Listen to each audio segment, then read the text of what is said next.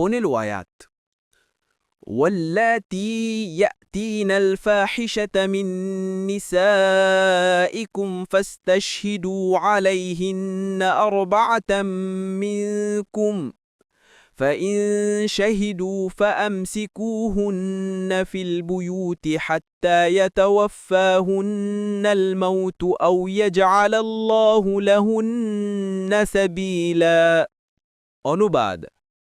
আর তোমাদের নারীদের মধ্যে যারা ব্যভিচার করে তাদের বিরুদ্ধে তোমাদের মধ্য থেকে 4 জন সাক্ষী তলব করবে যদি তারা সাক্ষ্য দেয় তবে তাদেরকে ঘরে অবরুদ্ধ করবে যে পর্যন্ত না তাদের মৃত্যু হয় বা আল্লাহ তাদের জন্য অন্য কোনো ব্যবস্থা করেন তাফসীর 1 নং ফুটনোটের বিবরণ এখানে এমন পুরুষ ও নারীদের শাস্তি বর্ণিত হয়েছে যারা নির্লজ্জ কাজ অর্থাৎ ব্যভিচারে লিপ্ত হয় বলা হয়েছে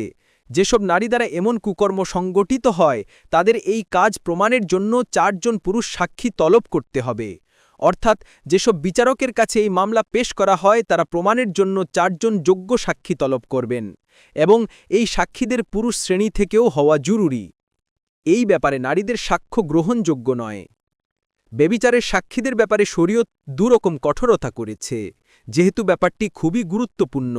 এতে ইজ্জত ও আব্রু আহত হয় এবং পারিবারিক মানসম্ভ্রমের প্রশ্ন দেখা দেয় তাই প্রথমে শর্ত আরোপ করা হয়েছে যে এমন ক্ষেত্রে শুধু পুরুষই সাক্ষী হতে হবে নারীদের সাক্ষ্য গ্রহণযোগ্য নয় দ্বিতীয়ত 4 জন পুরুষ হওয়া জরুরি সাব্যস্ত করা হয়েছে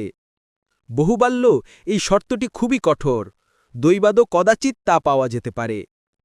এই শর্ত আরোপের কারণ যাতে স্ত্রী স্বামী তার জননী অথবা অন্য স্ত্রী অথবা ভাইবোন ব্যক্তিগত জিঘাংসার বশবর্তী হয়ে অহেতুক অপবাদ আরোপ করতে সাহসী না হয়